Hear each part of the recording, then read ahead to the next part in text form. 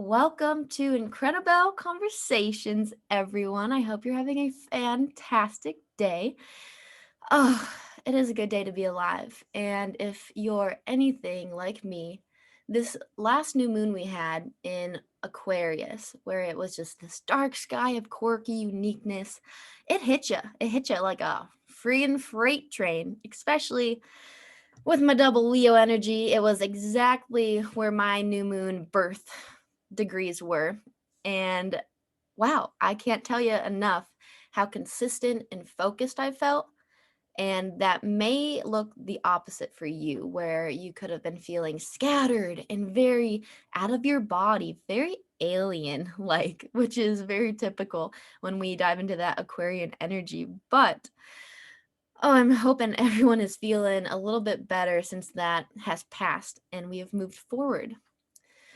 And to start to reground ourselves, I would love to dive into a meditation before we get started into this podcast with a really amazing guest that I have today.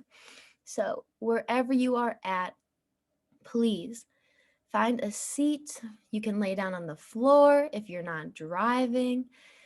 Bend your knees so you don't fall asleep. I know that my voice is so soothing. And let us close our eyes. Let's relax. Let's begin by a gentle breath into the nose. Allow it to fill the lungs up completely, go all the way down into the belly. Very gentle, very soft here. Hold it for a moment and release it out of your mouth. Come into this breath one more time. Fully inhale. Expand the lungs. Feel those muscles working. Feel those muscles getting larger, the space within you being created bigger and larger than it has all day today. Pause at the top of this breath. When you're ready, release it out of your nose. Continue to sit here with your eyes closed and relax the muscles away from the eyes. Relax the muscles from the cheeks, the tongue, the neck. Allow the shoulders to pull away from the ears. Feel yourself centered in this moment, here and now, where nothing else exists in your world. You are present with you. This is time dedicated to you. And if you are moving about and driving, just take this moment to truly tune into your breath as you go through any activity you're doing. Allow your breath to be natural and sit in this moment. Whatever is on your mind today, whatever expectations you have for yourself, for others, look at them with a loving lens and let it disappear. Let it pass by like a cloud and watch them float away. Feel how your body is connected to the earth, and as if roots are going down deep and deeper and deeper till you're connected to this infinite source of resilience, of love, of compassion for whatever's going on in your life. It is not often that in this day and age we sit and take a moment for us. And when we can do that for ourselves, we truly begin this path, this walk, this journey towards giving that to others. Take one more really big inhale into the body. Fill yourself all the way up. Rejuvenate all of the cells within you. Hold that at the top and exhale the breath all the way out. You can keep the eyes closed if you'd like, or you can open them. Oh, that just feels so great to ground down in this space. It brings a smile to my heart and my soul whenever we get to connect on this level. And you never know, someone else could be listening to this podcast at the same time you are, and you're connected with that person in this divine space whether you're feminine energy or masculine energy, or feminine, masculine. It all is one and the same. And that is a little bit about what we will be diving into for today's podcast. If you guys haven't heard or tuned in, I did a really awesome astrology reading that's up on YouTube with Whole Health Connections. The man behind this mastermind is Mr. Rob Carney, and he is a terrific human being, all about the essence of the holistic health world when it comes to our agriculture, to the cold plunge, to getting the masculine energy to come into a community, to inviting the feminine to be along with that journey. And I am so honored to be able to pick his brain because he is a fantastic human being. So, without further ado, I want to welcome on Rob. So, how are you doing today, Rob? Wow, that was a magnificent little meditation, and I really still buzzing from that. So got me nice and calm, Mhm. parasympathetic nervous system activated. I'm feeling really good. Thank you for having me here. Oh my gosh, it's an honor to have you on the show. It's been such an honor to connect with your soul on such a level. Soul brother is what I really feel the energy of. So I'm just lucky to have you here. And it's great to be here. As you mentioned, the astrology reading, that was my first introduction to astrology. So for anybody who wants to see me and my white belt is what I like to call it, just being very new to the game of astrology, and Isabelle just did an incredible job. So, would love for you to check that out and, get your own astrology reading from her because she does a great job. However, have you felt any changes or reflections since that reading together? I think it definitely made me more aware of, the energetic shifts that are going on. I'm generally, I don't, it's hard to tell, I think I'm pretty tapped into some of the energy that's going on, but I think it definitely took a new level to it. And it was nice to kind of hear, everyone's talking about the age of Aquarius, the age of Aquarius, the Aquarian age, it's kind of going all over the place, and recognizing that I have some of that in me was Mhm. pretty cool too. I kind of, I know I was a Virgo. That's my, where I was born in September. I knew that, but I didn't really know too much else. So it's cool to hear, like, yeah, this is my time too. So that's pretty exciting. It got me a little bit more fired up, and I've definitely felt the abundance, which is, I'm not going to say just from that awareness, but it definitely helped to lead that and allow me to be open to that abundance, which is flowing into our lives. Love that because for everyone listening, in our astrology reading, the first deal we like to dig into is the Saturn. And so when we dive into Saturn, that's your life purpose. And Rob has his Saturn in Aquarius. So right now, it's a huge reflection of everything he's doing in his work, which I'll have him explain in his own words. But he is definitely in alignment with exactly what he's needing to do with his futuristic ideas of this holistic health, of these polar plunges, of bringing community to the people and making this tribe where he is at, however he sees fit and feels called to, without allowing the judgments or the criticizations to hold him back. So stepping into that power of truth, which is huge, and being such a diligent masculine energy with that. And I would love for you to explain just what you have been working on and to dive into your work. Well, thank you. Yeah, and I'd say the best place for me to start is just with a little overview of my story. I feel like that really paints the picture as to where I am now, because I know that my own inner judgment, if I'm 27 years old, that sometimes, I see someone about my age is like, oh, how much can they know about health? They're still young. So even my own inner critic. So I recognize that in myself.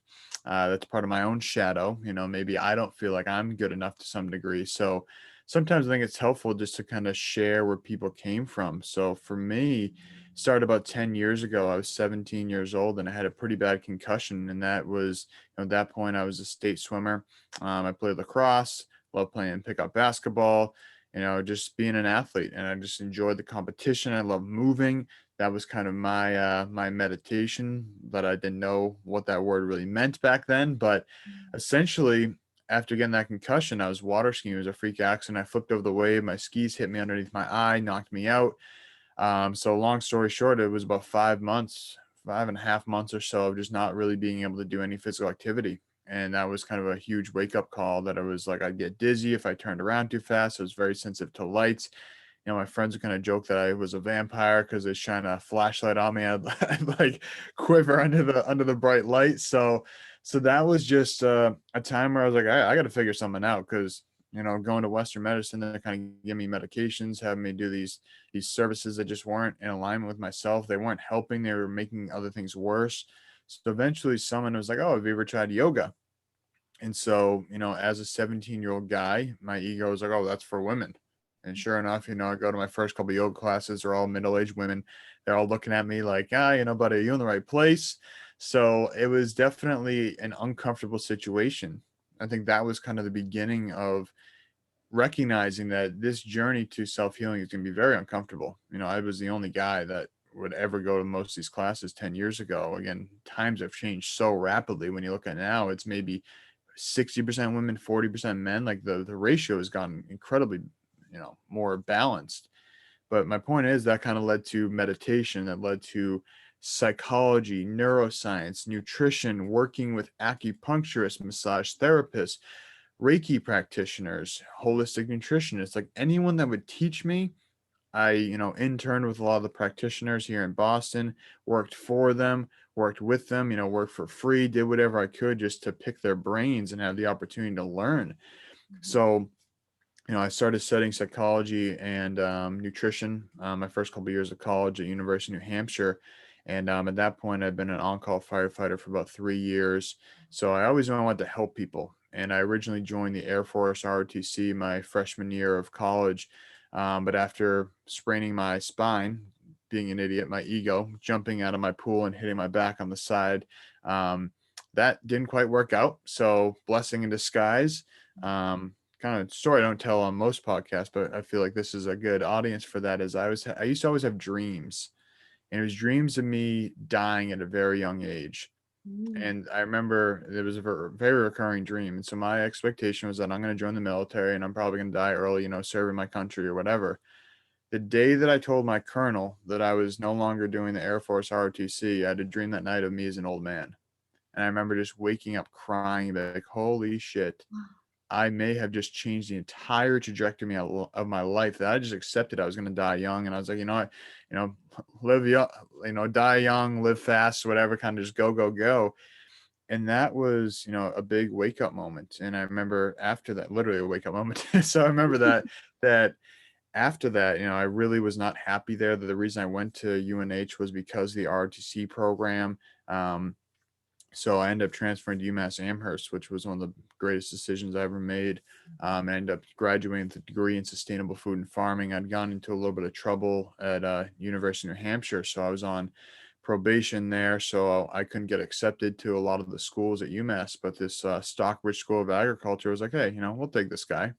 Seems Mhm. like a cool dude, and it was the best thing that's ever happened to me. And there I started studying, agricultural food systems, mindfulness. I started studying more of the spiritual side and how the food and the soil, the quality of that is connected to the human being and the food that we're eating, how it's affecting our body, our microbiome, all that type of stuff. So over the course of this time, I was also working with one of the holistic nutritionists that I had interned with, and I was making meal plans for people.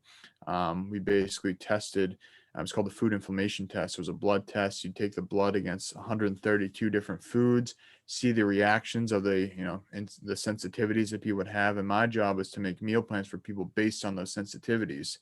So I did that for about just under 3 years. I think it was like 2 years and 10 months or something like that. Very part time. I do a handful a day or whatever. But I really got to see where a lot of people get hung up in their diet. A lot of them are, I mean, the most common foods: dairy, gluten, chicken, eggs, things that are, either we're told are healthy, or most of the time it's just people eating way too much of them because we don't eat a very diverse diet. The average American eats 12 foods a year. Like that's the average, which is insane when you really think about that. And then I also noticed that when a lot of these people switched from a conventional diet to an organic diet, a lot of these inflammatory markers would go down. So a lot of times, I drew the conclusion, then did a lot of research that oftentimes it's not the foods themselves, it's the chemicals in the foods that are causing these reactions in people. And so, just doing all these life experiences, and then I end up going to Asia. I worked on a couple of farms, and I was one in Sacramento, kind of, just all over the place while I was in college. Mhm. Went to Asia in 2017, and that's where everything just completely changed, in late college, after, well, mid college, I had my heart broken.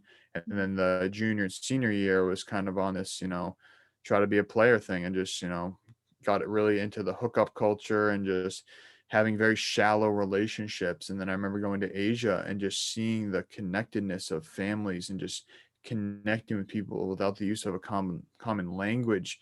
Being a minority there in Sri Lanka, I was the only American most of them had ever even seen, because one of my best friends from college was Sri Lankan, so he was born and raised there. So I Mhm. was not in a touristy area. A lot of these people would stare at me, point at me, ask questions. Again, I'm 6'1", white, blonde hair, blue eyes, like the opposite of the dark skin, dark eyes, shorter Sri Lankan people. So Mhm.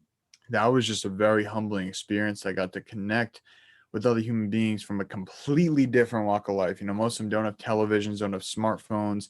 They definitely didn't have smartphones. A lot of them don't have internet. So a lot of them don't even know anything about America. So that was just absolutely life changing, and really showed me, hey, maybe there's something more to deeper relationships rather than the shallow relationships. And Mhm. in college, while I was doing all that stuff, I was still the weird hippie dude who, in the time he wasn't partying, would be meditating and doing yoga and lighting sage and all that type of stuff. So it was kind of a balance, but not the best balance. But starting to ramble here. But so anyway, after Asia, came back, moved to LA for about a year with a startup company. Always knew I didn't want a real job, quote unquote. Ended up Company didn't end up working out. It was in the medical device industry, preventative screening. So I ended up learning from a lot of the top doctors across the country. We'd go to trade shows just about every weekend, Mhm. Florida, South Carolina, just basically everywhere in the country. So after that, came back to Boston in fall of 2018 with about $10,000 of credit card debt. And, like any financial advisor would say, I spent thousands more dollars starting my own business, which, Mhm. was just following my heart. And at that point, I was like, I'm this far into debt. What's another few thousand? At this point, it's like, whatever, just throw a little bit more in there. So basically, went into that, and kind of used my life experiences of people always asked me, where should I go? I had all these practitioners that I work with. I had a whole, network of practitioners, like, oh, I can recommend for you to go there. And eventually I realized, I'm just doing this part time. Like, I'm basically referring people part time for free. Mhm. So Whole Health Connections was my first baby business, Mhm. September 2018.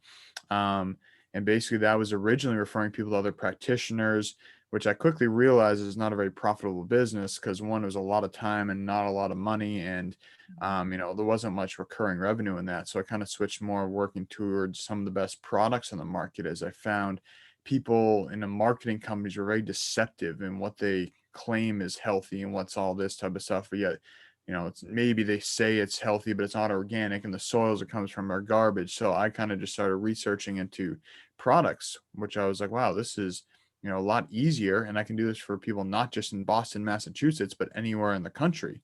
Mhm. So that's kind of the basis of Whole Health Connections, is finding the best organic products on the market, sharing those with people, getting discount codes, help them save money as well, and just make it a win-win-win for everybody. I get a commission from that. You as the consumer save money and get really good products, don't need to spend all this time researching, and we support companies that are making a change in the world. So, and then I also have my podcasts, and that kind of sums up Whole Health Connections. And then my second baby was Ice and Iron, and that was with two other very like-minded individuals.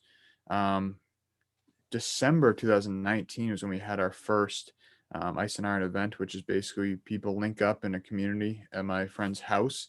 We'll do Tai Chi. We'll do a workout with a lot of toys, tires, Mhm. hammers, maces, clubs, punching bags, you name it. Then we Mhm. go in for some breath work. Then we do an ice bath. We do some sauna. And then we have some healthy snacks. And it's just like a mini retreat. It's like 4 hours. We do two of those a month. Start off as just for men. Then when things started locking down, we said, hey, if women want to join, we're not going to discriminate women in a time of isolation. And we still keep the integrity right now because it is very important for men to connect, because women are way better at connecting than men are. Women do their get-togethers, they share their feelings. Women, and I'm generalizing here, women will get pedicures, will get manicures, do all these fun things together. Men Mhm. don't do that. Or if they do, it's a destructive behavior. Like, let's go to the bar, drink a lot of booze, eat some shitty food, and yell at the TV. So kind of create a healthy environment. And now we've created our online Iron communities. There's been a big demand of people who are not, again, coming back to not Massachusetts. We want to still share that message. Now, twice a week, we do meditation, breath work, an online community. So those are the big ones. And then the other small one is Lovely Lessons, where my friend and I, we make children's books on mindfulness. We published our first one this past fall, and Mhm. that's called Shelly Shines. And the second one, Mindful Manny, will hopefully be out this month. Woo! Um, but yeah, we'll see. So that's the very long answer to your question. And that's a little bit about me. Oh my word. You are just a man. You're like a renaissance man. That is what you are. And that renaissance man, I mean, back in the day, they see this as a man or woman who can just do it all, where they're the creative, but they're the masculine, where they'll go out and they'll serve and they'll fight and they will stand up for their truth and for their people, but they'll have this delicate way with words and diligent integrity for knowledge. And so I just love, like, that is instantly what comes to mind is like you are the renaissance man. So Thank you. thank That you, was because an incredible compliment. yeah, I mean, gosh, all the things you do with, what was this, like over 4 or 5 years you created all these little bits and pieces into your life. Well, the businesses are about 2.5 years, so it's definitely been a lot very quickly. But again, that is the compilation of the past 10 years. And I've thought about having my own business for many years, but I basically just wasn't confident enough or didn't take the leap of faith until about 2.5 years ago. That I'm glad you did, because it has only led you to this prosperity. And gosh, I would love for you to dive into more about the ice and iron, and the and first your own personal experience of like being a man. Like, what does being a man of value come to your mind in relation to like how you bring that community together? Great question. Well, I think that is the $1 billion question nowadays, where we've really diluted the idea of what a man is. Hmm. And I think that when we look at the leaders, and I'm going to put that in quotation marks, of what we have right now, most of the leaders in the world are political leaders who, Hmm. if you look at them, are generally not healthy, generally not happy, and generally are self serving and not serving others. So when I look at a lot of the current leaders, or I'll call them people of power because I don't really look at them as leaders, Absolutely. I kind of just strive to be the opposite of that. So I want to be someone who is healthy, someone who is happy, someone who is serving himself, but also serving others, because we can't pour from an empty cup. So it's not about always, oh, you have to serve others, never take care of yourself. No, serve yourself first, but make sure when you have that overflow, you're not hoarding it. You're giving that overflow to everybody else. So to me, when I think of a man and a fully optimized man, I think of someone who is centered and grounded on their purpose. Most men have no purpose in this world. Most men are told, go to high school, go to college, get a job, do that for 40 years, retire, boom, boom, boom. That's it. That works for some people. I'm not saying that's wrong per se, but Hmm. it's not right for a lot of people. Hmm. So I think that being as clear as we can with our purpose, I think is very important. Being healthy is very important. Again, we now have you can argue it's a luxury. You can also argue it's a detriment that we don't have to go out and hunt or make our food anymore. We can just go to a grocery store. But you think of traditionally, men were hunting. They were doing physical labor all day, every day.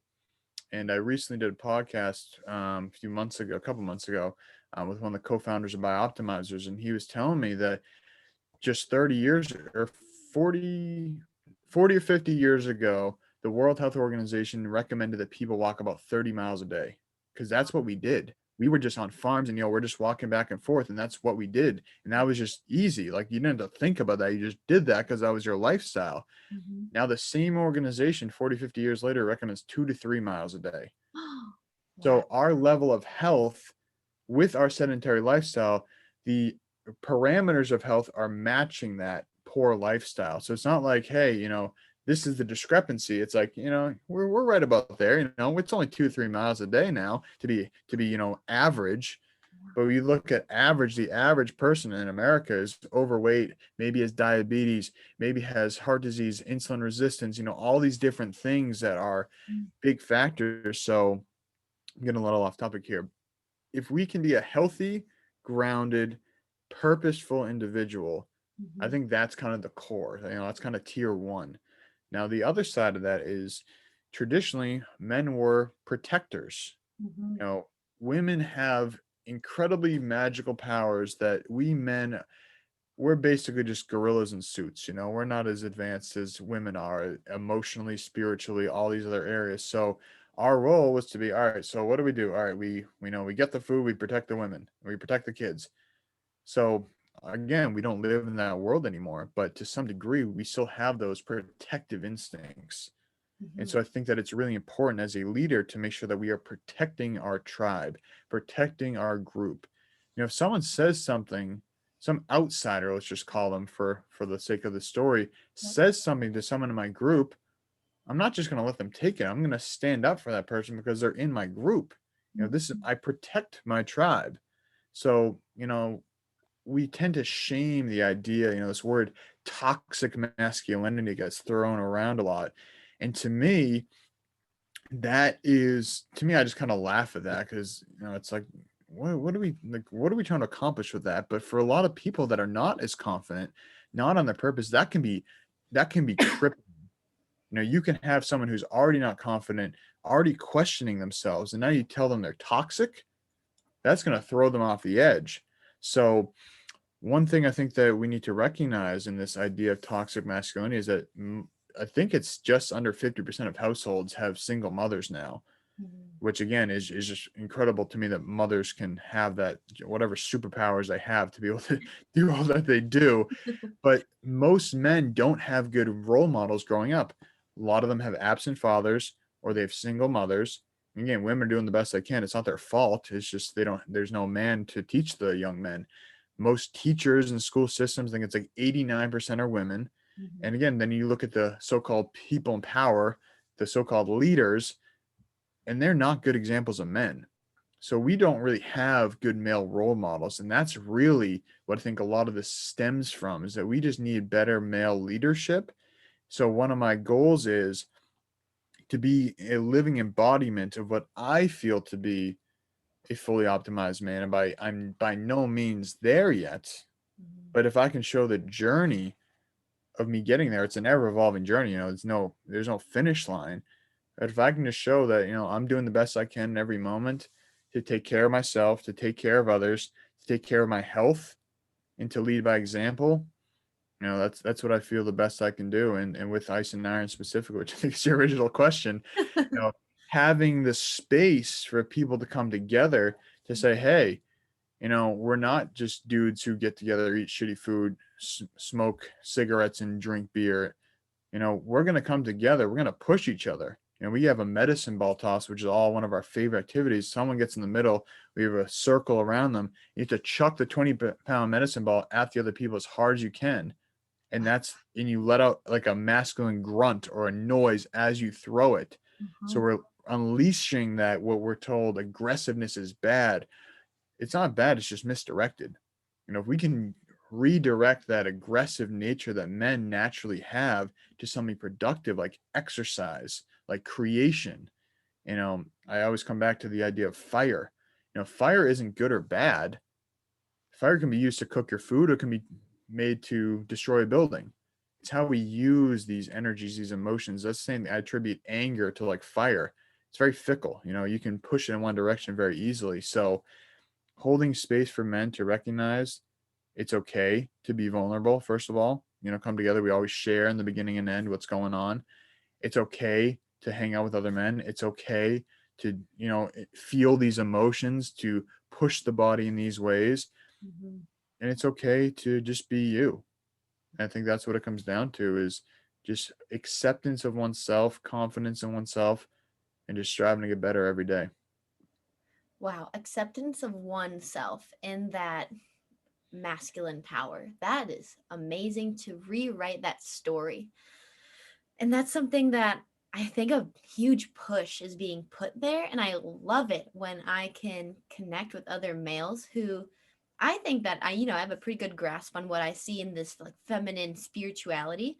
But when you do find those males that are stepping up and they're embodying exactly what you said, all of the different aspects of what being a man is, the healthiness, a true leader of protecting their tribe, where you are filling up your cup in order to give to others, which is the essential key for anyone, I mean, feminine or masculine, to be able to serve.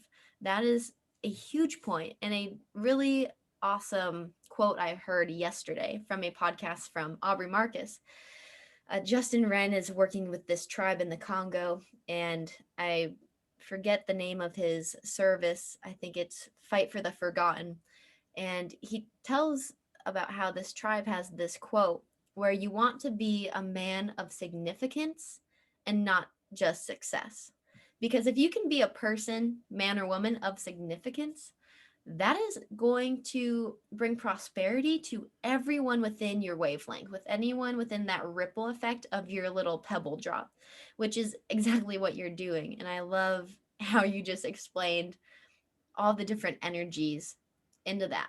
When you do have these get togethers, what do you notice from the beginning of the group sessions where you are sharing these vulnerable moments compared to these activities where you're working out, you're getting that aggression out in a healthy, directed way, and then going into these states of uh, stress where it's eustress, where it's good, and you're doing the ice plunge and you're recovering the body and you're going into that state of threshold. Can I suffer and maintain my balance? Can I truly train myself to take on this energy full force without cracking, without giving in, to know my own confidence, my own power, to the sauna, the nice relax, the big breath of air you take when it's a nice fresh spring day and you're like, "Oh man, this is the good stuff." To the ending where you're chowing down on good, healthy, nutritious foods that are going to fuel you to continue in that path of correct, or I don't want to say correct, but healthier direction. So I'd love to hear that contrast. Totally. Well, one thing I thought of when you're sharing right before that is that, generally speaking, men are very good at filling up their cup and not very good at pouring it out to others. And women are very good about pouring out their cup and not good about filling up their own. And I think that's something, I see with, people I'm very close with, my girlfriend, my mother. They're very giving, but to a fault at times, to the fault that they're giving more than they have. And it's putting them into a state of depletion, where a lot of men these days, and again, I'm talking general, general population Americans, not a fully optimized man. They're very good at accumulating, creating for themselves, but then not giving their overflow. They're more in hoarding that overflow. So I just want to put that out there. But as it relates to ice and iron, I think one of my favorite things is that, so in Boston here, Mhm. we have some hard-nosed macho dudes that come in the door, just looking like freaking action figures, kind of got that swagger to them, that ego, just like chest puffed out, kind of trying to be the alpha male as soon as they walk in. Yeah, making sure their presence is known. And then by the end, Mhm. they're the ones being the most vulnerable. They're the ones pouring their hearts open. They're the ones that are like, holy shit. And so I think one of my favorite things is, I can think of a few dudes in particular that, you know, I'm a tall guy. I'm not the biggest guy, and I'm definitely on the very much leaner side. And so there's some guys that have 40, 50 pounds of muscle on me that come in, and I think, I'm like, oh, it's going to us about the same time. And kind of give that competitiveness. And I think they think, oh, this skinny dude, and then they're like, and then they get in at the same time they get out like a minute after, and I'm in there for a few more minutes. And sometimes like, how do you do that? Like, and I think they tend to think physical Mm-hmm. equals everything. And Yes. so it's very interesting to me to watch. And they're like, how do you do that? It's like, it's just about the mind. It's Mhm. controlling the mind. And a lot of people, we've had people that are, especially right now where, recovery centers are closed. We have had people from Alcoholics Anonymous come in, people that are recovering addicts come in, and a lot of these people have a lot of challenges. And this is like they're basically saying like this is better than therapy because it's like having the ability to connect. So I think we see that intense masculine when it's a men's group. People come in, they think they're going to get a workout in, they think they're going to do some ice. And I don't know what this breath work thing is, but I'll go because I want to do a workout and I want to get in the ice. Very yang, very masculine energy. Yeah. Then we do a little Tai Chi, Mm. and that's usually the beginning, and people are kind of like, oh, what's going on here? Or we'll start with a circle up, then we'll do Tai Chi. But so basically, we're kind of progressing. We start with a circle up, and people are, kind of like, oh, that's cool. Then we do some Tai Chi. Yeah, this is kind of weird. All right, now workout. Now I'm comfortable in this workout. This is stuff I do all the time. Then we hit them with a little breath work. Oh, this is kind of uncomfortable. So it's kind of like things that most masculine men are comfortable with some things that they're not. So it's that balance of comfort, discomfort. Then again, the ice. And again, a masculine man thinks he can, get in there and crush the ice. Usually it's a lot harder than you think, especially in the winter time. Mm. But then we get in the sauna, that's comforting. So it's kind of like a discomfort, comfort, discomfort, comfort. Then we come back for our closing circle, and that's really where the magic happens. And that's where people reflect. That's where we've had people say, this is the most grounded I've ever felt. And not just in men's groups, but just in the co-ed or men's groups in general. People saying this is the most alive I felt in, months or years or whatever.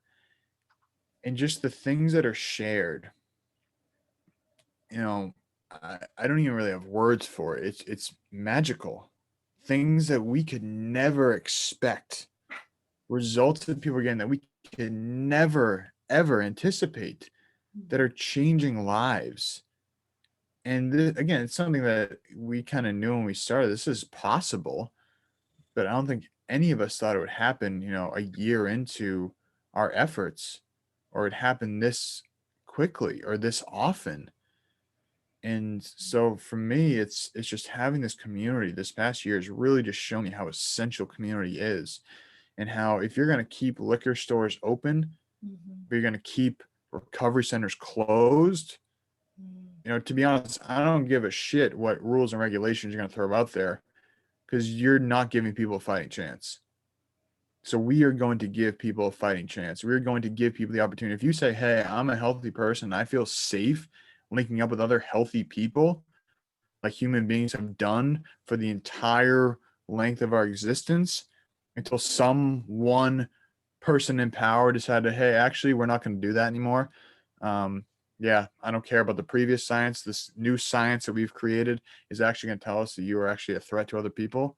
We're going Mm. to believe the science has happened and their life experiences happened for the tens of thousands of years before that, and not just some short blip in the radar. And we're going to say, hey, if you're open to coming together and you want to connect and you want to heal and you want to grow, we're going to hold space for you. So much power in that moment. Holy smokes. When you bring the purpose of prosperity to those people and you show them, like, hey, your needs, your desires, your words, we hear you, we see you, we love you, that there's power in them that they already have, that they've been told, you don't have this. You can't achieve this. You brush this under the rug.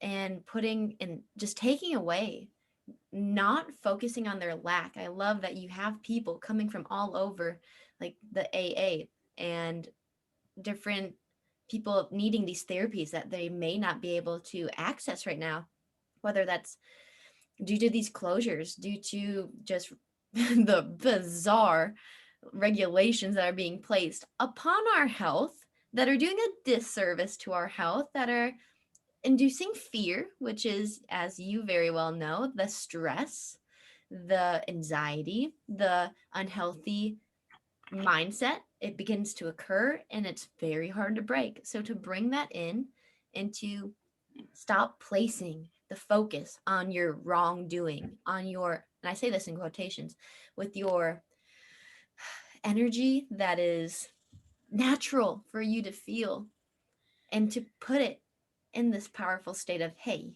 we welcome you to feel this. That is amazing. And I really would love Zenna, Zenna. My dog's loving these squirrels going on outside.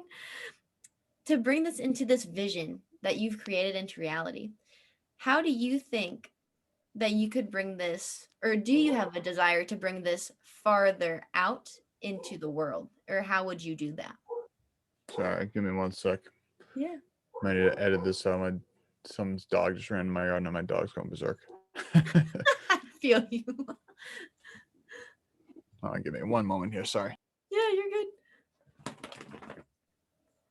All right. So, with this, how would you say that you could bring what you're doing now into a larger scale? Or would you like to do that? Is that something that invokes or interests you?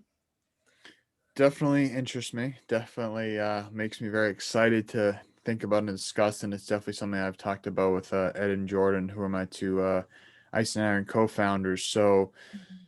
as I mentioned earlier, we started doing our online community.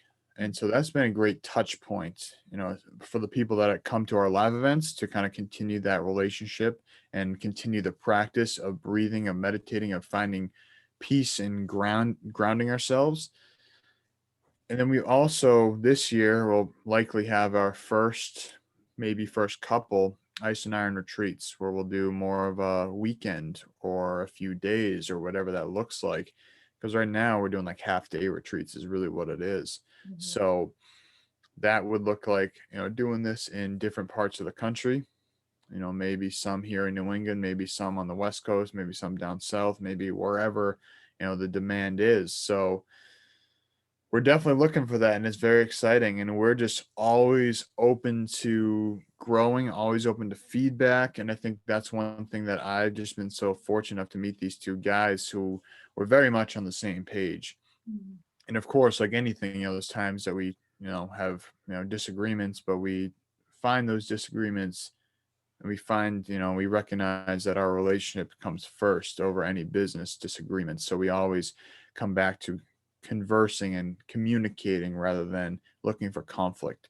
So to answer your question, yeah, we're definitely looking to expand, and it's we have some very good opportunities that are coming our way, and we're really excited to watch this thing grow. That rings so heavily to my soul. I have personally wanted to, yeah, dive into the retreat world and get that going with places, because that impact to travel and to bring it to the people, to set it up where you're able to amplify that message, because the more you can get that out, the more people who will be affected, and then the more word spreads. Like, hey, you gotta try this. This made me feel rejuvenated. It opened my heart, and it made me come into touch with my own inner self. And I would love for you to just elaborate on, like, what is your online community, or and how does that work? Yeah, so right now, in terms of my online presence as a whole, between Whole Health Connections, which is mostly health information, I love quotes, so you'll find a lot of quotes on my Whole Health Connections page. I have my podcast, so the podcast is definitely a piece that I really enjoy, and it's always an honor to be a guest on a podcast because I get to put on a different pair of shoes, which usually I'm the in the host shoes, so it's nice to be a guest here. So that's kind of the Health Connections online presence, essentially sharing information about health in general, about a lot of the products I work with, sharing my podcast, and then for Ice and Iron online community, every Tuesday morning, 7:30 a.m. Eastern time. So I know it's a little tough for the West Coasters because it's very early in the morning.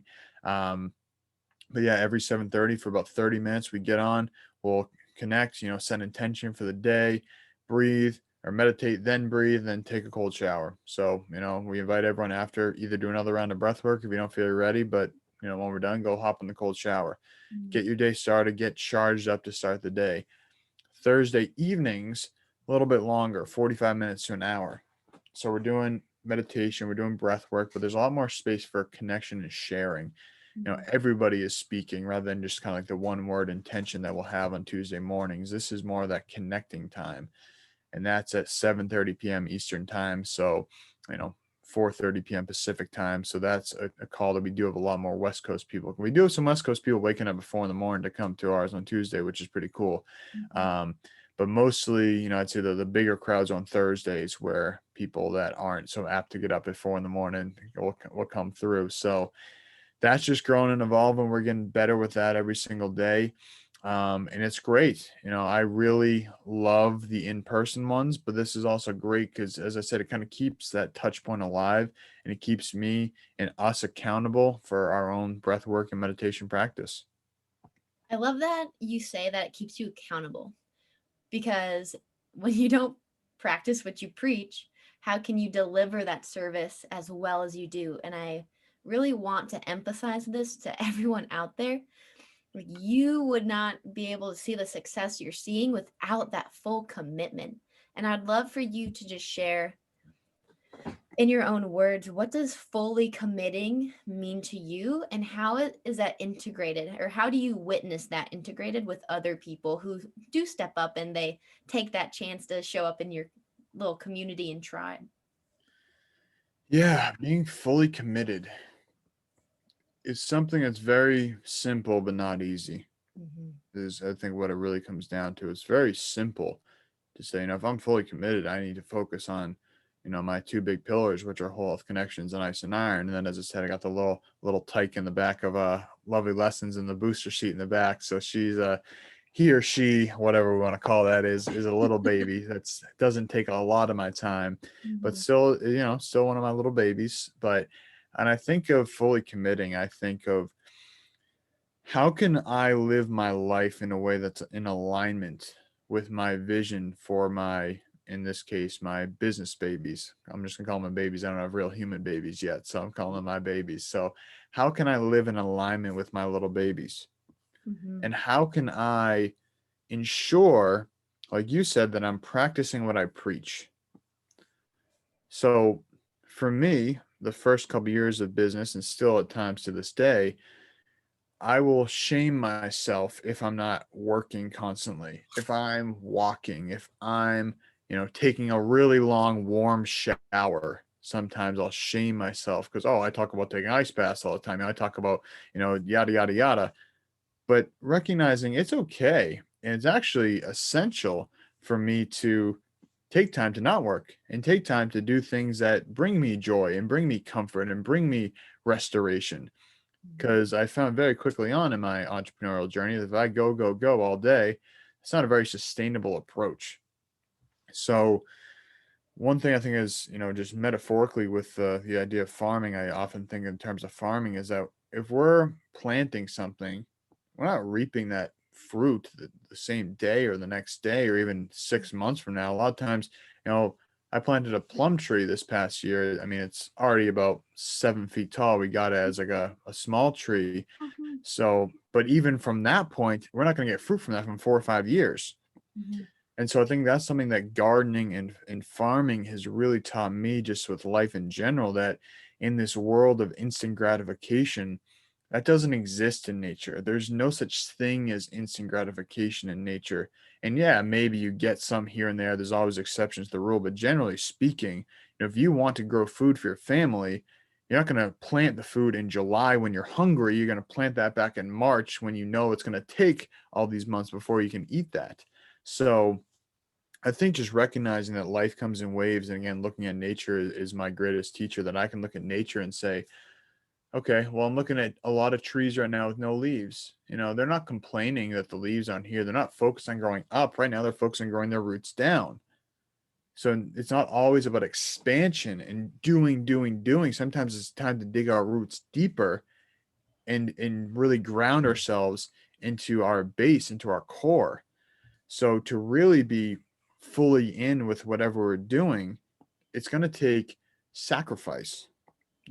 What are you willing to give up? For me, I had to give up watching TV. And not that I was ever really a big TV guy, but I used to watch a lot of sports. I'd watch basically the Patriots play every single game. I watched the Celtics play every single game.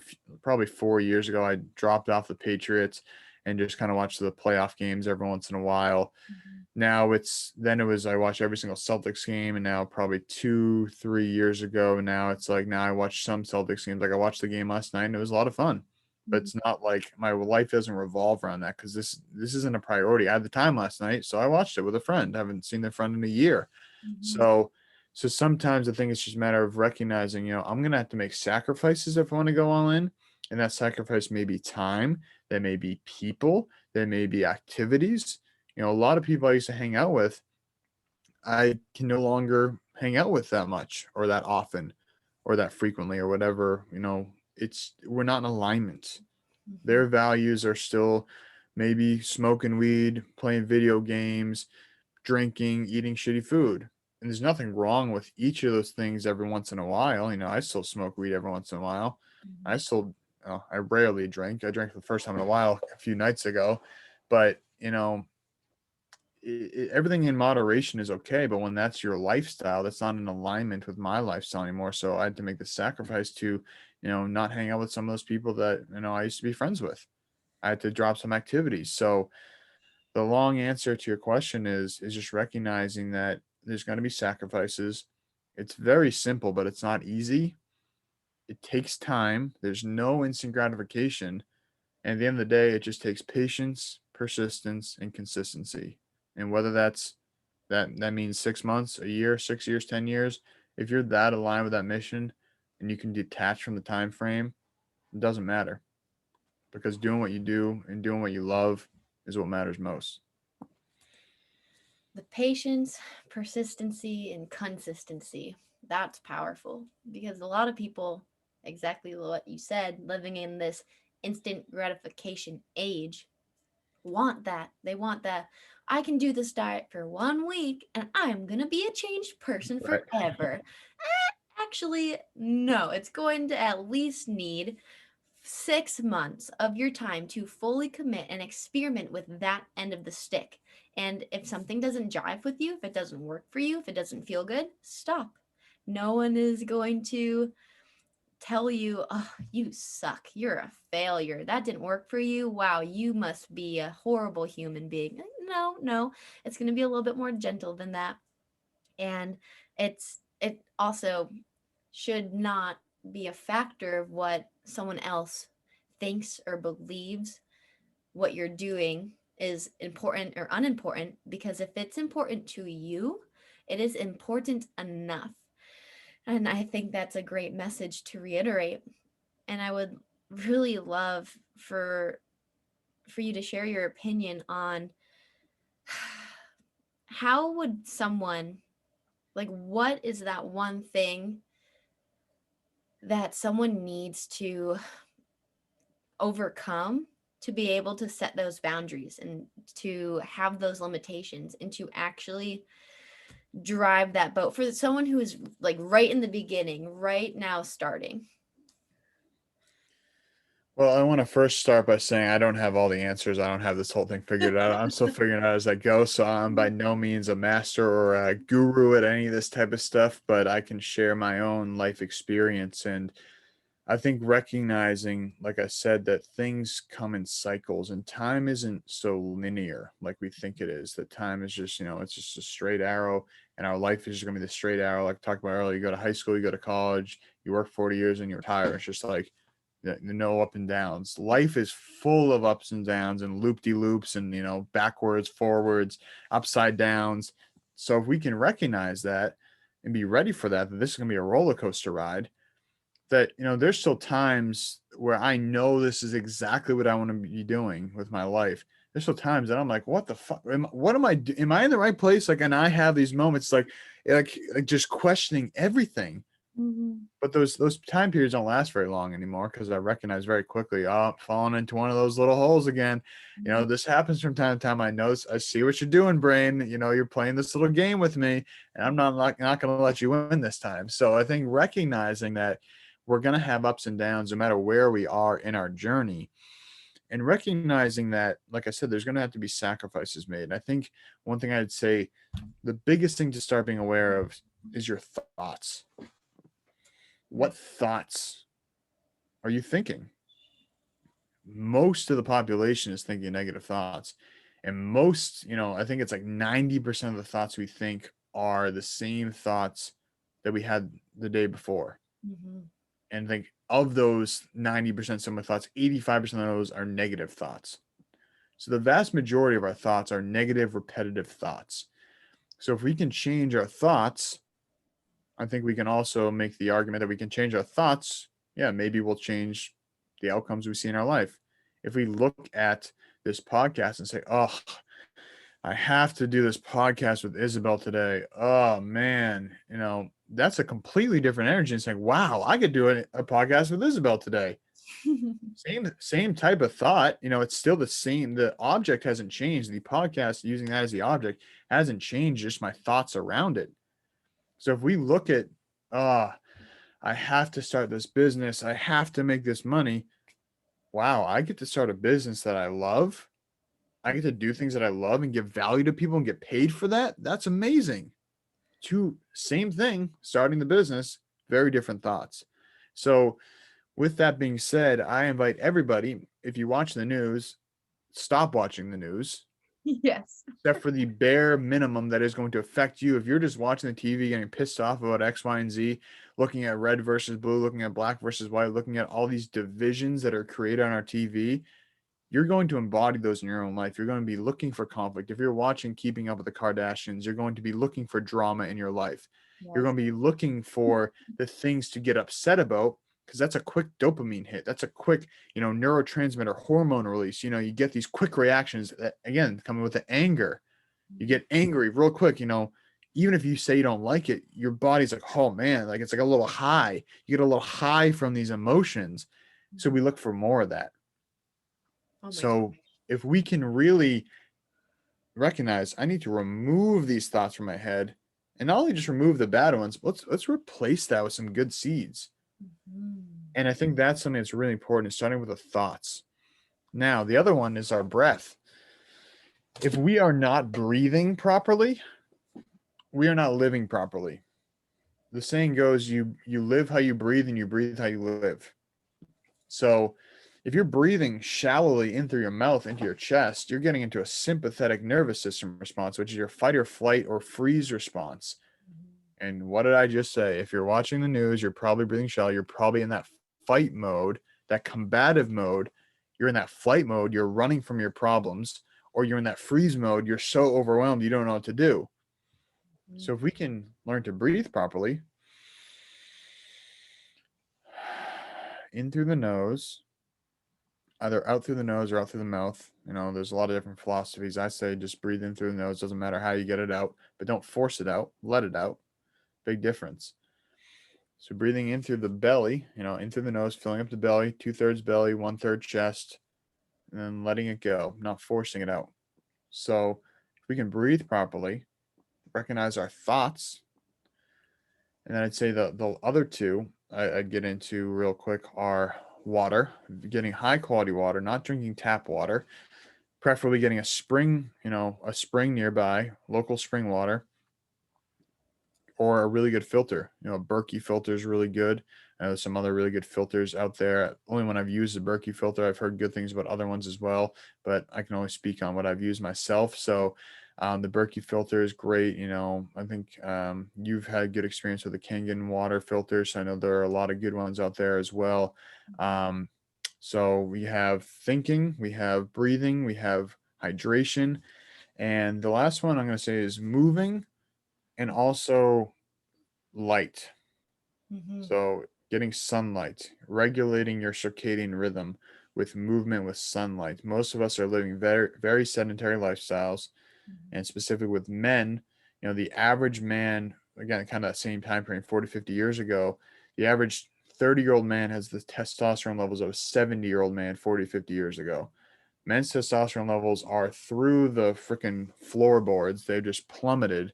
And again, a lot of this comes from being in a state of stress all the time. We're burning up all these hormones, all these chemicals in our body, just using our fuel faster than we can produce it.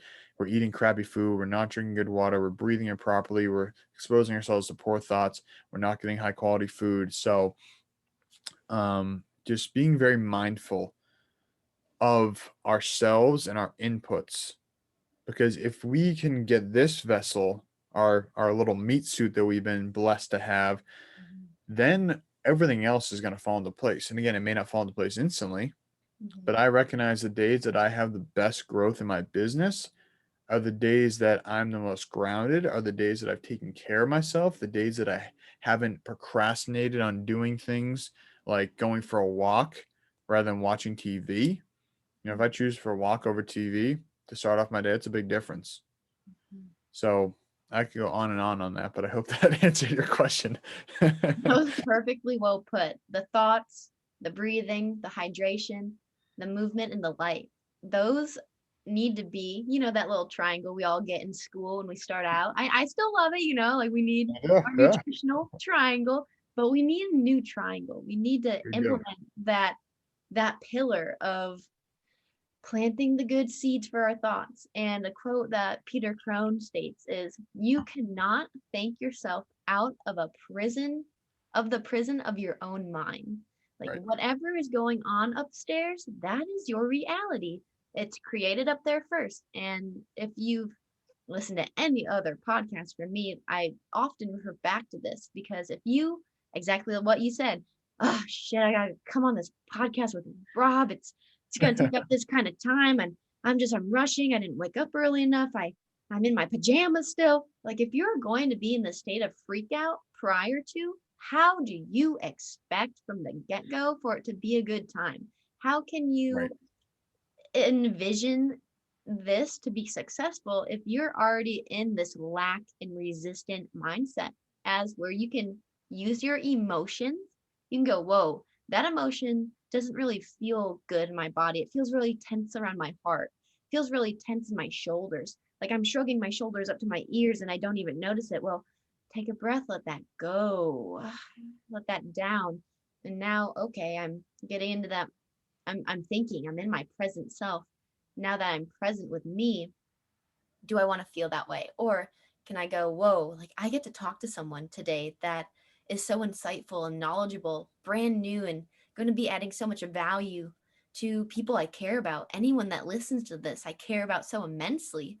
And to have that shared to people, that is the biggest aspect of that thought process. And then with that breathing, we get a little bit more tuned in. We get to feel the flow of those emotions. And then that movement, it's going to look different for everyone. So that physical exertion of the gym and the workout and the pump, sure, you can chase that, but like you said, if you just go for that 30-minute walk in the morning or however long walk down your block and back or around your house, just go into your yard, walk around Yeah. your yard if you have one, or down your driveway back and forth, and you play with the dog. I know the mornings that I get up, I get my warm drink for the day, and I go outside with my dog. Like those are the best mornings because I turn on a little morning meditation podcast I just listen to. I don't sit or anything, but just to get the good feelings going. It's gratitude, it's thankfulness, it's that appreciation, which is all immense to start out with. Because again, if you start your day in this positive frequency where you are thinking of beneficial thoughts, that's going to set you up better for every other chore or activity you have coming up. And the light. Definitely. The light is Yeah. huge. Yeah. That is go forward. Yeah, and I was just gonna say too is that I think that a really big thing that you just reminded me of is that when we have the ability to have our own business, we don't want to be our own worst boss. And I Mm, think that is something that is so incredibly easy for me to fall into. When I'm making my plan for the day, a lot of times like, all right, I'm going to reach out to 30 people. I'm going to make 16 posts. I'm going to do, yada, yada, yada. And then it's like, then I'm doing it and it feels like a chore list. And I was like, wow, if someone else was ever telling me to do this, I'd be like, you're out of your fucking mind. Like, that's too much. I am not doing that. Like, that sucks. So it took me a very long time to recognize that I can very quickly become my own worst boss. I can look at all the bad bosses I've ever had, or even the good bosses with some bad qualities, and say, "Oh my God, if they were ever doing that to me, this wouldn't fly. Like this would not be okay. I would say something to them. There's no way that I would accept that." But for some reason, when I do it to myself, it's okay. Mm, So I want to invite people to recognize, don't be your own worst boss. And the magic happens in the space. So if mm. we fill up our calendar all freaking day, we'd say we started at 8 a.m. We don't go to bed till 10 p.m. We have every single block blocked out, which I've done that many a times. Then all of a sudden the whole day goes by and I wake up and it's like, oh, I got to do this again. It's like, would I be better off just working a job at that point where I'd be working less hours? So for me, what I've kind of found for the sweet spot, and I want to preface this by saying when I first started my business, yeah, I was working a lot of 80-hour weeks because I had to build a website and do all these things. And that's okay. But if you recognize you can't do that forever and say, hey, I'm going to work these 80 hours a week to get this project done, then when that's done, I'm going to, release control of that. So for me right now, I find having usually about four events or four calls or four major tasks on my calendar for the day. That's kind of the magic number that I'm working with. And, some days it's more, some days it's less. But if I have somewhere around that, 3 to 6 range, usually it comes out to be about four, that leaves enough space that I can say, hey, all right, I got 2 hours between this and my next call. All right, I'm going to go work out and make a nice meal. I have space to do it, but I don't leave space. I don't have time for those things. And all of a sudden, I'm not prioritizing myself that we were talking about earlier. Now all of a sudden, I've become my own worst boss. So just want to invite everybody to leave some space for magic because magic happens in the space and don't be your own worst boss. Thank you, beautiful man, for saying that because this girl needed to hear that one. What a key point. That is something I have been battling as you talk about starting your own business. I'm real fresh in my conscious alignment method training and getting my astrology going and inviting people to recognize like this is what my life is. These are my offerings. And with the podcast, Incredible Conversations that we're on, just getting all of these streams of services out so that people know it, but working those 80-hour weeks, talking to my partner about, hey, I feel like I'm not doing enough. I feel so bad when you come home after work and I'm still working because I want to work from exactly 8 a.m. all the way until that 10 p.m. timeline where I have all my blocks filled out. And sure, I set aside half an hour to get the dog out, to make some food, recharge, ground, go again. However, when I do just write a huge list for that week and I go, okay, this isn't in any particular order. You wake up, feel what feels best to start, and start that. Unless I have a call, unless there's a podcast recording, of course, then that's a little bit different. But scheduling that time for the workout, scheduling that time to move, however that is for my body that day, whether it's the yoga and the workout or just the yoga, or I need to do that meditation right when I get up, whatever is going to balance me out. But that is so crucial and such a huge thing that everyone needs to take on, is that these changes do not happen overnight and you will sway left and right of this overload and deload of work when you are aspiring to create your dreams. And the best thing that's going to help you overcome that stress and that dis-ease of it all is going to be prioritizing yourself, exactly what this has been about, and prioritizing your energy. And I think the last bit of uh, information I want to pick your brain about is, how would you say that the feminine energy has intermingled with your masculine energy to balance out your lifestyle and has really allowed you to bring this acceptance and awareness into your life? Hmm. Beautiful question. And before I dive into that, I want to just one final thought on the Yeah. scheduling piece that I feel like works really well for me now is that I either like to bunch everything together or leave 2 to 3 hour blocks in between. So Mm, I either want to bunch everything together so I can just get in that workflow and then, kind of bang it out, get it done, and then have time for myself, or leave a good amount of space rather than like a 30 or 60-minute block where realistically, if I go over 15 minutes, I don't have that much space. So if I leave 2 to 3 hours, even if I go over by half an hour, 45 minutes, I still have a lot of space. So, in 2 to 3 hours, I usually go for 2 hours, but like in 2 hour block, I can get a workout in, I can make some food, I can take a cold shower, and I'm not feeling pressed for time. mm, And I have a lot of those throughout the day. I had a call this morning at 9 a.m. and this one was at 12 p.m. So Mm. 12 noon, so 3 hour block. So I went for a walk in that time. I played with my dog in that time. I left space. I made a meal in that time. So I reckon, and then yeah, if I finish early, I can go back and work early.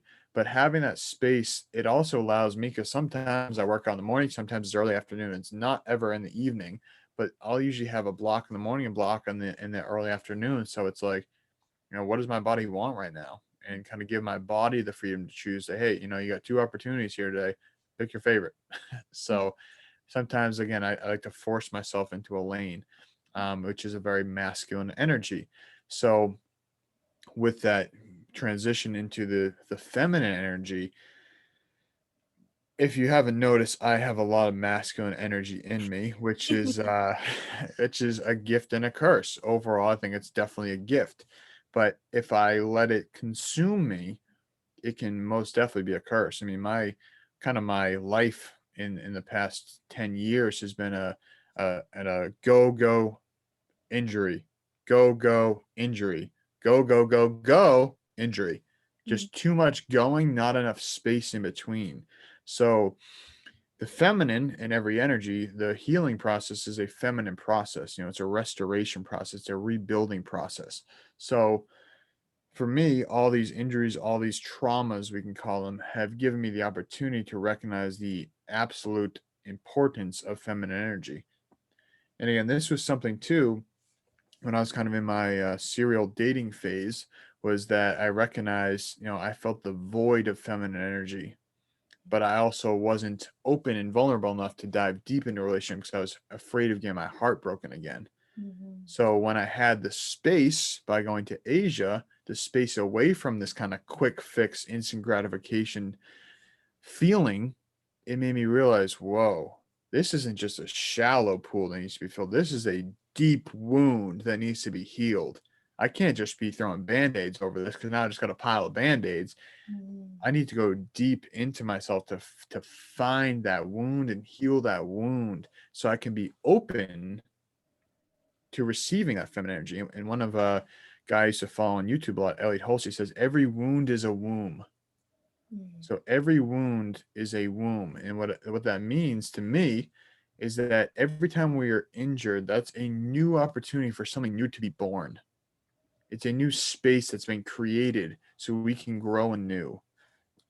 So for me, integrating the feminine oftentimes looks like, taking time for meditation, taking times for listening to my favorite fantasy book on Audible for the sixth time because I just like it that much. And it allows me to just kind of get into that little playful mode. It also means to me, maybe, smoking a little bit to disconnect from my masculine brain, changing my mindset. And that's one thing I think cannabis can be really useful for, is that for me, I used to smoke it almost as an escape. Not almost, I definitely use it as an escape. But Mhm. now I recognize, all right, I'm so in go mode. If I continue on this path, I'm going to burn myself out.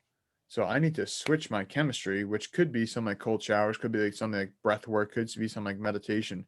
But sometimes smoking a little bit of that reefer, gets Mhm. me into a creative, more feminine zone that sometimes I'll just get there and lay on my floor listening to a book, do some, stretching, just get into a very relaxed position, just let my brain go in a different direction.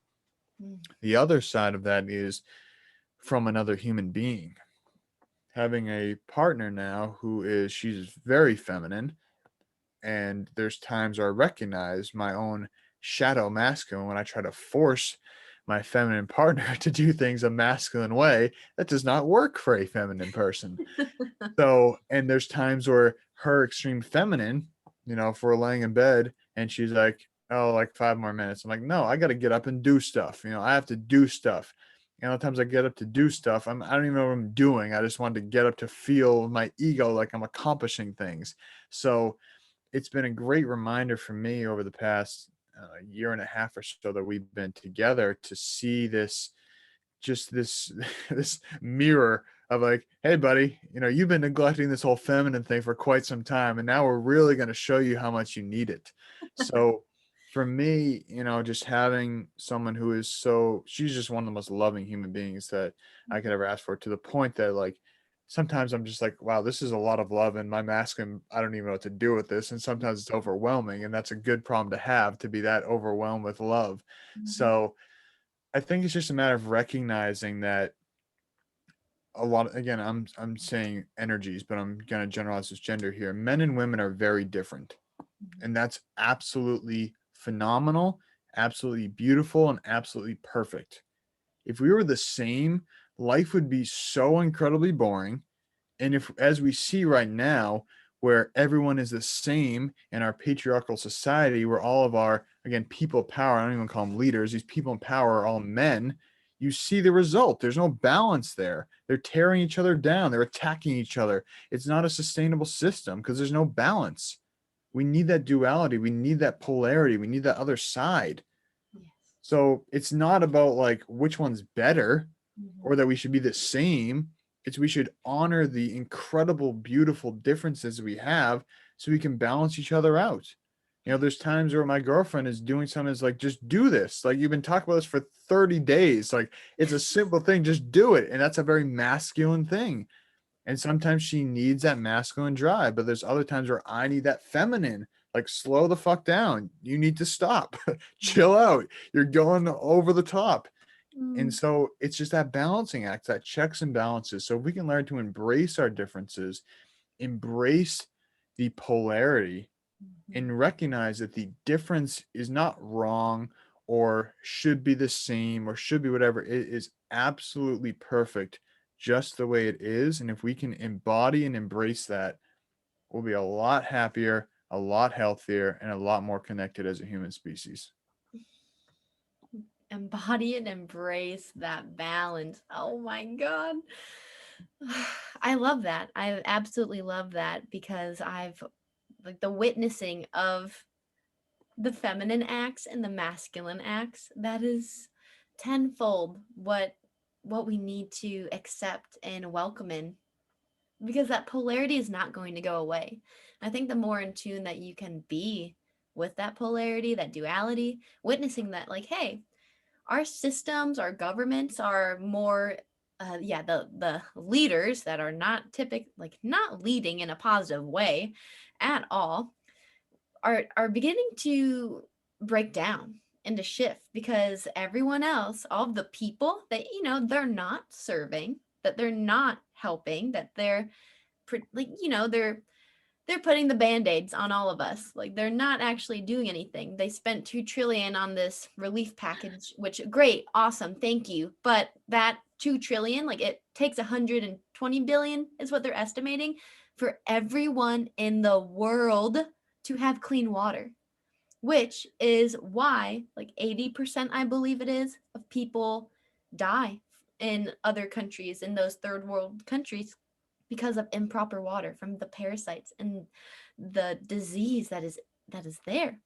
So, if we can look at these switches of who's in power, what are they actually doing, and can we not just throw our charity money and our donations at these different causes, going off on a little bit of a different tangent here, quick, and instead empower the people, show these people, these tribes that have these great communities already, that already have this beautiful polarity of the men and the women and how they serve one another, how the women are seen as these mystics and these wise healers, and as the men, they do their part because they are typically built a little bit beefier, stronger, more agile, to go out and to hunt and to fight and to bring back the food so that they can live in this balance and to fuel their communities, to create systems that allow them to make the changes and not just pour in this money so that they can take it and then gain this hierarchy and do the same dictatorship. And so, in a sense, however, bringing that back to our conversation, creating that systems in our everyday lives and within our own partnerships, and witnessing those little small things that irritate us or make us stop and think, oh, is this something that I want to do because I actually enjoy it? Or is it something that I wish I could see more?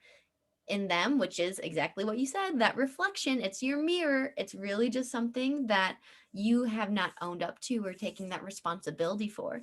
And having a partner who's open and communicative and supportive of those acknowledgments, that's huge. And I love that you've been able to find that balance with your partner. I was just cheesing the whole time you're talking about her and her love effect, because to be overwhelmed with love, oh my gosh. When have you, like the last time you felt overwhelmed with love?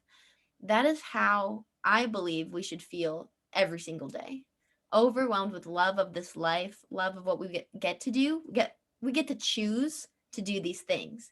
And I think to finish it off with one of my favorite quotes is, our lives are all about the choices we make, from the foods we eat, to the people we allow in our lives, to the destructive or distractions, to the holistic and healthier directions we can go, from the schooling, from the opportunities, to how you brought in that dream of you having this envisionment that you're not going to live long if you go this one way. And then the moment you changed that and brought in this new opportunity, that envision changed in your mind. Our dreams are a reflection of the reality. Like that's our subconscious message going into the divine. I mean, in astrology, the moon, it is all about that other world and our emotions and what is actually flowing back and forth. And that is a sure sign of our dream state and where we do live.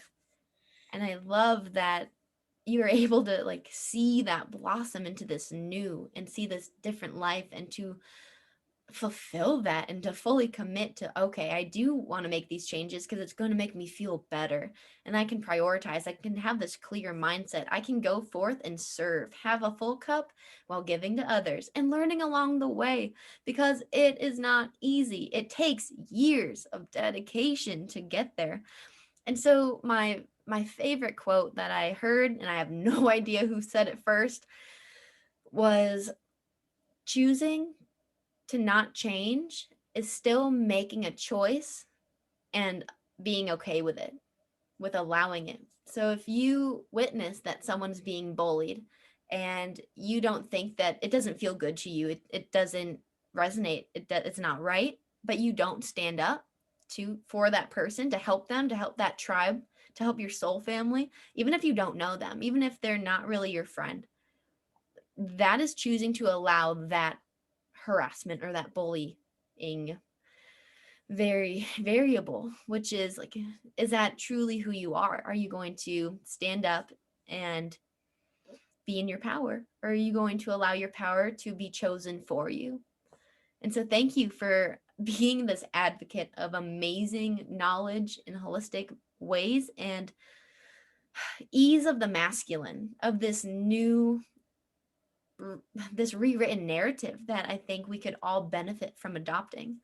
And do you have any last words that you would like to share on anything and everything we've talked about, or the last message you want to just preach to the people? Yeah, well, this has been absolutely awesome.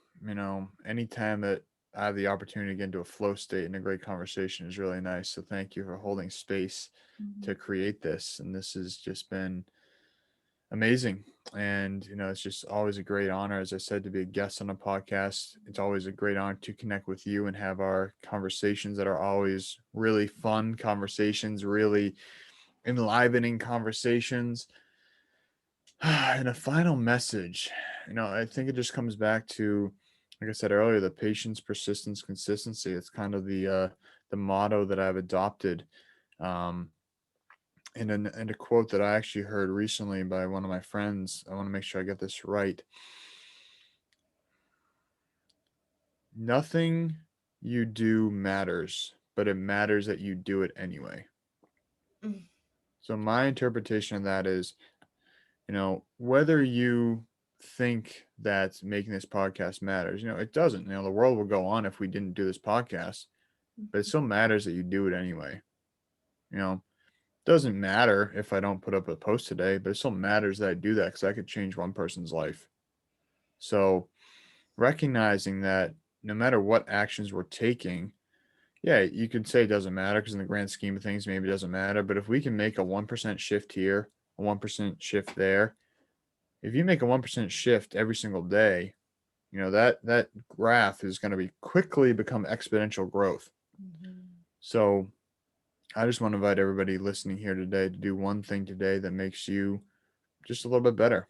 And maybe that, like you said, going for a walk just down to the end of your driveway and back, stepping on the sunshine for 30 seconds. It Mhm. doesn't have to be going out for a workout for 45 minutes or in a CrossFit class doing something crazy. Start small and just do something every single day that gets you a little bit better. Just aim for that 1% shift. No matter what that goal is, patience, persistence, consistency will get you there. And, if anybody wants to ask me questions, connect, whatever, love for them to connect with me on Instagram. I think it's the best way to reach me. If you want to see all my all my different stuff, my personal page, rob.carney1 is kind of has the hub and has the links to Whole Health Connections, Ice and Iron, Lovely Lessons. But I'd say I'm most active on Whole Health Connections on Instagram, is the best place to get a hold of me. And then my website, wholehealthconnects.com. As I said, just open to connecting with everybody I can, any way that I can support you listening. And Isabelle will be on my podcast, I believe, in a few weeks as well. So that's also very exciting. So, yeah, just an honor to be here. I thank you, Isabelle, for holding space, for being you, and allowing me to be me. I wouldn't have it any other way. It's an honor to connect. Exactly what you said, in the flow state. When you meet the like-minded people, you are in synchronicity with what your life is beckoning for you to realize. And it all stems from that confidence of exactly what you said, the importance of what is important to you. It doesn't matter. Like, the world will move forward, but when it matters to you and you get those visions, you hear that little voice, listen. Silence and listen, they got the same letters for a reason. So when you can listen to your the non-judgmental thoughts in your mind that pop up randomly through the day, like, oh, I should connect with Rob today. Oh, I should post about this certain health topic today. That's a sign. So follow your intuition, or maybe follow the gut feeling you have. Sometimes the intuition can steer us in a funny way when it is criticizing, but I'm always so thankful for these conversations because they open up my heart and my soul. And they're good when they go over like an hour and a half long. So thank you for equally holding space and for showing up and for serving us day in and day out for all that you do. For everyone out there listening, I will be posting all of Rob's connections and works down in the show notes. So please be open to taking a look into that and getting inspiration, finding some creativity, connecting. The best thing to do is connecting with people you resonate with. And if you feel that resonation, I invite you to step up and to just say, hey, I heard you on Incredibelle Conversations and I really loved what you had to say. I think you're a cool dude. Let's get to know each other. Cause why not? Why not? So thank you everyone for listening today. Thank you so much for being here, being alive, doing what you do, and for fully committing to that 1% change every single day. We will talk to you next time here on Incredibelle Conversations. I love you, and we will see you later.